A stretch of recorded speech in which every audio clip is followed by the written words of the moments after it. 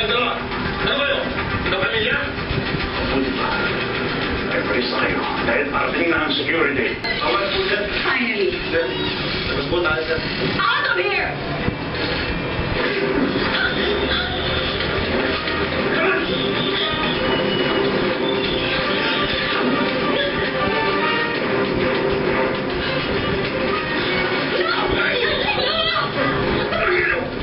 Patay mo ang asawa ko!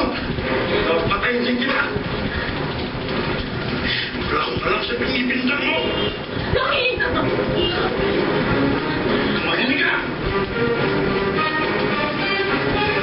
Sabihin mo na lang! At umalang damay ng mga anak at apo ko! Naawa ka pa nung pinatay mo ang asawa ko? What the hell are you talking about? Hindi lang ang asawa ko. Pati ang aking mga kababayan.